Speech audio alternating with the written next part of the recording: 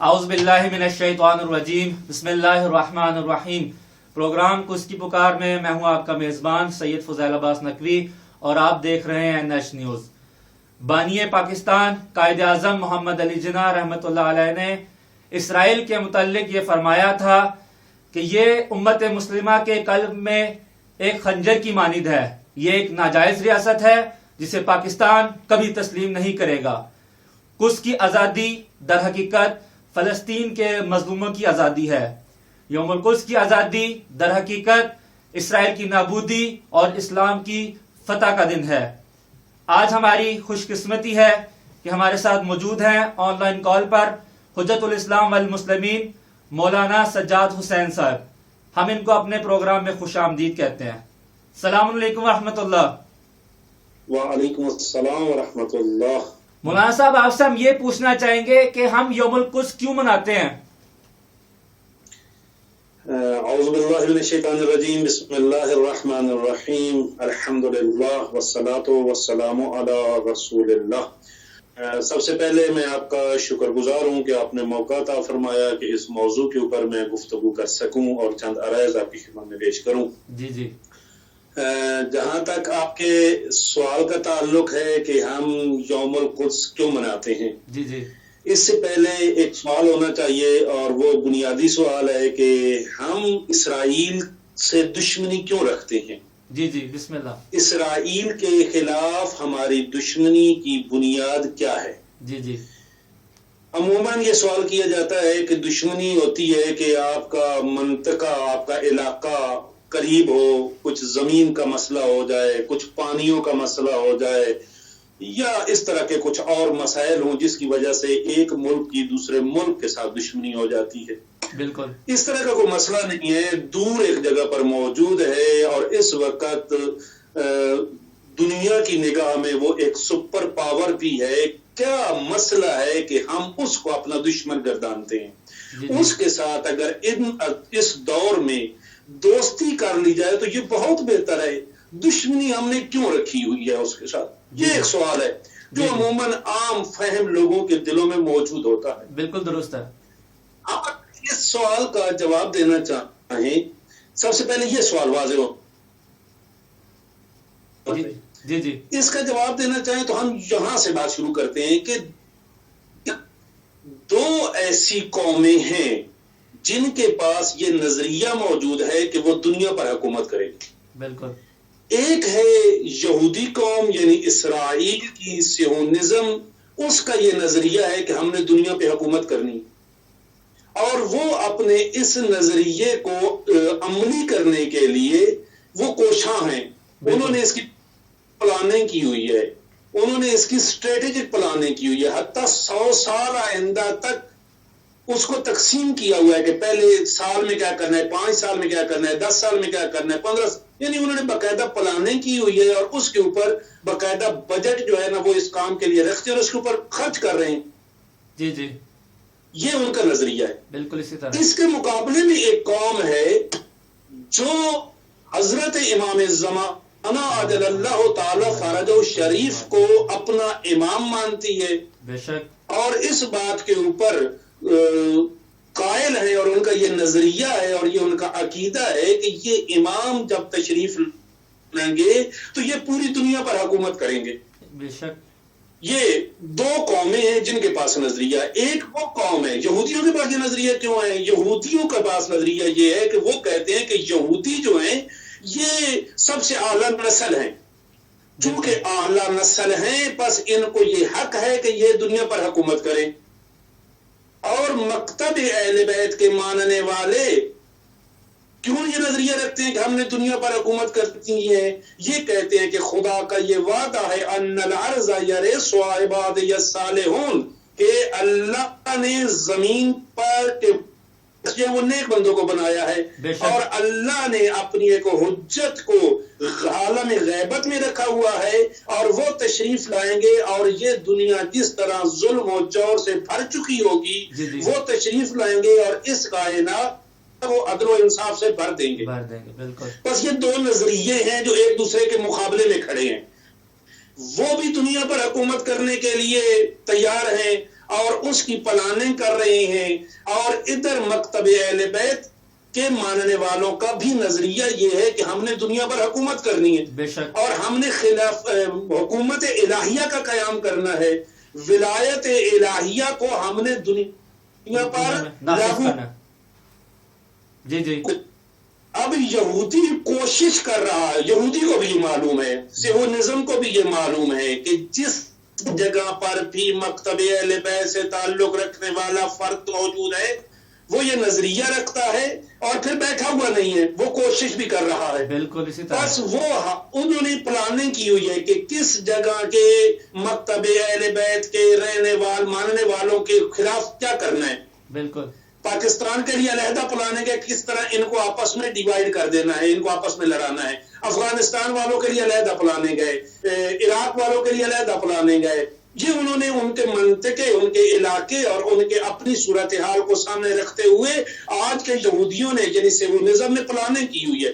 بالکل اسی طرح سمجھ آ رہی ہے؟ جی جی اب بالکل۔ جب انہوں نے یہ پلاننگ کی ہوئی ہے اور اس کے مقابلے میں شیعہ جو ہیں وہ بھی اپنی پلاننگ کر رہے ہیں جتنی وہ کر سکتے ہیں، جتنی ان کی بساط میں ہے۔ بالکل تو بس نظریہ یہ ہے کہ وہ بھی دنیا پہ حکومت کرنا چاہتے ہیں، ہم بھی دنیا پہ حکومت کرنا چاہتے ہیں۔ ہم اگر یہ چاہیں کہ ہمارے امام کی حکومت قائم ہو جائے اور ہم اپنے امام کے لیے راستے کو ہموار کریں، اس حکومت الہیہ کے قیام کے لیے راستے کو ہموار کریں، تو حتمی نتیجہ یہ نکلے گا کہ ہم اسرائیل کے مقابلے میں کھڑے ہوں۔ اسرائیل کی طرف سے جو بھی کوشش ہو دنیا پر حکومت کرنے کی، ہم اس کے مقابلے میں کھڑے ہو جائیں، اور اسی طرح وہ کوشش کریں گے کہ یہ جو مکتب اہل بیت کے ماننے والے ہیں یہ جو بھی عالمی حکومت کے قیام کے لیے کوشش کریں اس کے مقابلے میں کھڑے ہو جائیں۔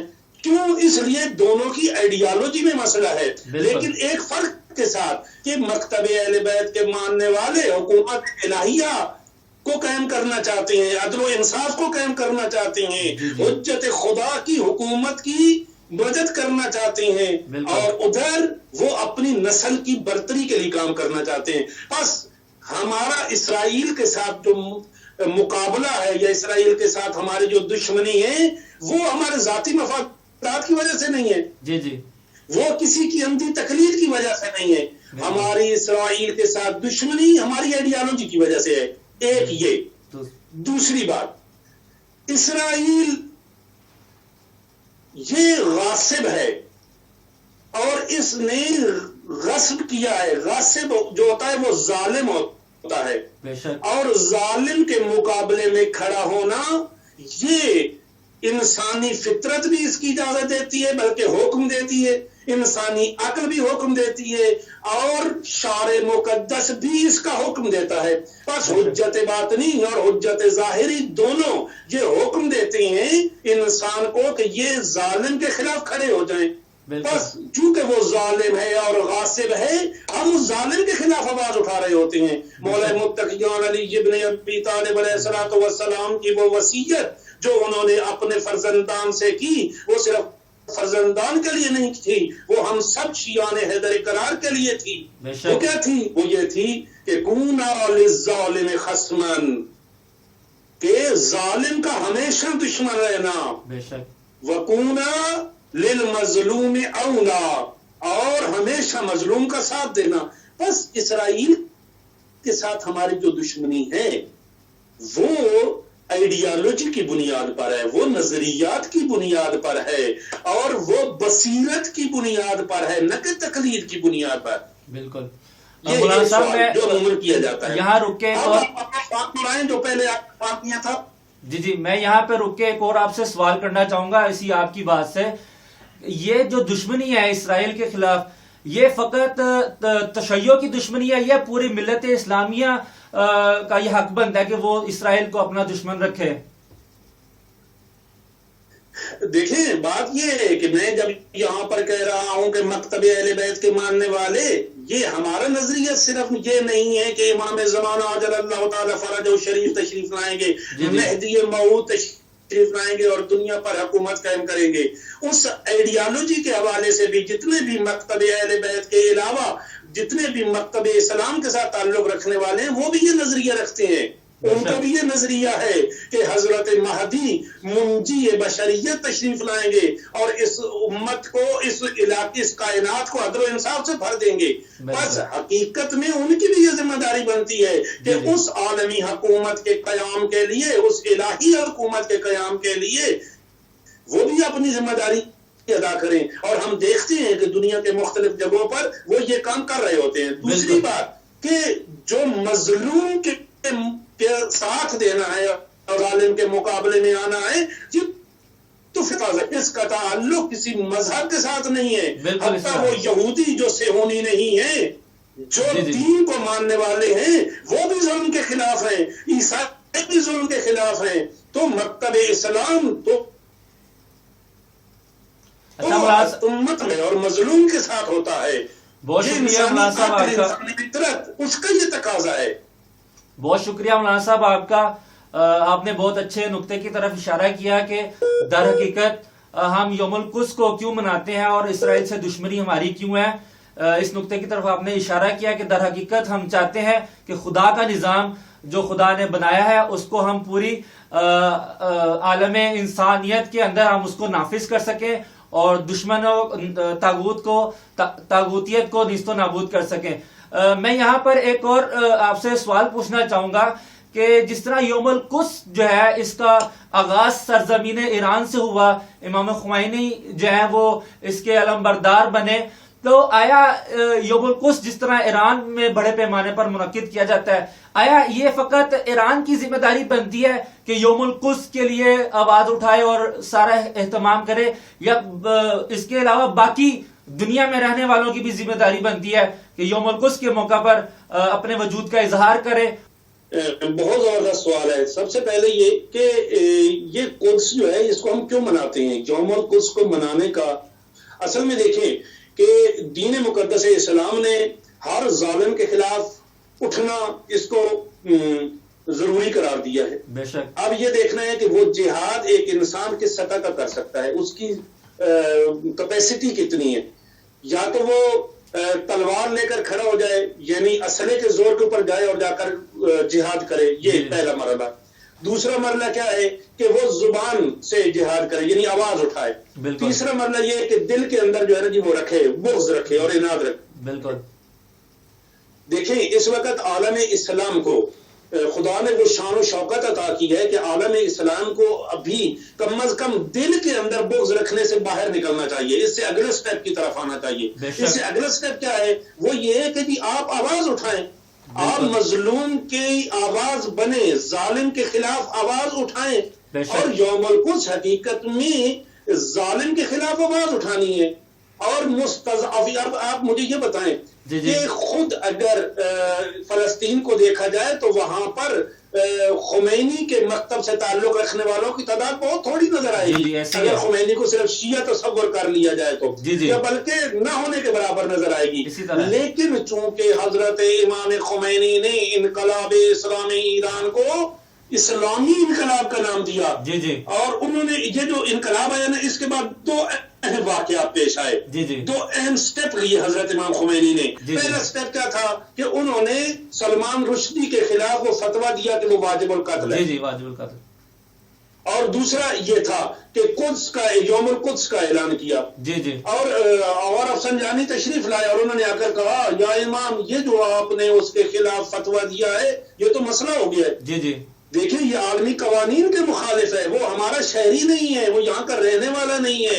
आलमी कवानीन की ये मुखालफत है, हम मसाइल पैदा हो जाएंगे। इमाम ने कहा क्या हो जाएगा? कहा कि वो अपने सफीर वापस बुला लेंगे, सफारत खाना बंद कर देंगे। इमाम ने कहा और क्या हो जाएगा? कहा कि वो हमारे ऊपर हमला कर दें। इमाम ने कहा और क्या हो जाएगा? कहा कि ईरान खत्म हो जाएगा। हजरत इमाम खुमैनी ने फरमाया कि हमने ये इनकलाब ईरान को बचाने के लिए किया है या इस्लाम को बचाने के लिए किया? बिल्कुल, बहुत खूब। अगर हम इस्लाम को बचाने के लिए ये इनकलाब लेकर आए हैं तो हमें अपनी इन बुनियादों से वापस नहीं हटना चाहिए, पीछे नहीं हटना चाहिए। तो ये जो इनकलाब इस्लामी ईरान ने जिन चीजों का आगाज किया, ये यूं नहीं है कि ये सिर्फ मकतब अहले बैत के साथ ताल्लुक रखी है। नो, ये इस्लाम के दिफा के लिए, और ये अकली चीज है। बिल्कुल یہ وہ چیز اور فطری چیز ہے، یہ جو نہیں ہے کہ جس کی تقلید کی جائے. بہت شکریہ اور مولانا صاحب آپ کا، مکتب اہل بیت کے حوالے سے بہت شکریہ مولانا صاحب آپ کا. میں اگر مکتب اہل بیت کے حوالے سے بات کروں تو یہاں پر تو بالکل واضح ہے. جی جی دیکھیں، ہم عزاداری کر رہے ہوتے ہیں. جی جی عزاداری کیا ہوتی ہے؟ عزاداری حقیقت میں یہ ہوتی ہے کہ وہ جو ظالم حکمران بن بیٹھا تھا، اس ظالم و جابر اور فاسق حکمران کے مقابلے میں امام حسین علیہ السلام نے قیام کیا تاکہ حکومت الہیہ کا قیام عمل میں آ سکے. بے شک ہم اس وقت کے حسین کا ساتھ دینے کے لیے اور اس وقت کے یزید کے مخالفت میں آواز کو بلند کرتے ہیں اور احتجاج کرتے ہیں. یہ ہے عزاداری. بے شک. تو اس وقت کے یزید کے خلاف نعرے لگانا یہ ثواب کا کام ہے، لیکن حقیقت عزاداری یہ ہے کہ آج کے حسین کا ساتھ دیتے ہوئے آج کے یزید کے خلاف اٹھ کھڑے ہوں اور اس کے خلاف جتنی آپ کے اندر طاقت ہے اس کے آواز کو بلند کریں. کیوں؟ اس لیے کہ اس وقت کا حسین بھی خلاف حکومت الہیہ کے قیام کے لیے اٹھا تھا اور ہمارے امام نے بھی حکومت الہیہ کے قیام کے لیے آ کر قیام کرنا ہے. تو ہمیں اگر اسرائیل کے خلاف جب ہم نعرہ لگا رہے تھے مرد آباد اسرائیل، مرد آباد امریکہ، یہ دوسرے لفظوں میں ہم کہہ رہے ہوتے ہیں لبیک یا مہدی. ان دونوں نعروں میں کوئی فرق نہیں ہے، یہ دونوں ایک ہی نعرے ہیں. بس عزاداری جو ہماری شہرت کی حیات ہے، آج کی حقیقی عزاداری یہ ہے کہ قدس کو بنایا جائے. سبحان اللہ. دوسری بات کہ ہم تبرہ کر رہے ہوتے ہیں. تبرہ ہمارے فروعات دین میں سے ہے. تبرہ کیا ہے؟ تبرہ یہ ہے کہ جو بھی ظالم ہے، جو ناحق ہے، اس کے خلاف آواز کو بلند کرنا یا اس کے خلاف بغض رکھنا. بالکل. اور اسی طرح جہاد، وہ بھی ہمارے فروعات دین میں سے ہے. پس عزاداری ہے آج کا یوم القدس، ماشاءاللہ. جہاد ہے آج کا یوم القدس، تبرہ ہے آج کا یوم القدس. پس یہ واجبات میں سے ہے یوم القدس.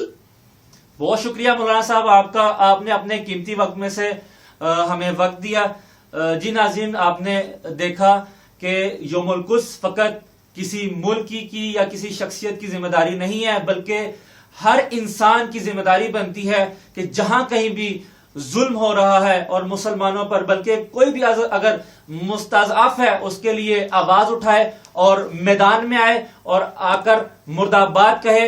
در حقیقت یہ مرد آباد کہنا ہی لبیک یا مہدی کہنے کے برابر ہے. بہت شکریہ. اب تک کے لیے اتنا ہی. ملتے ہیں اگلے پروگرام میں. دیکھتے رہیے NH نیوز. اللہ حافظ.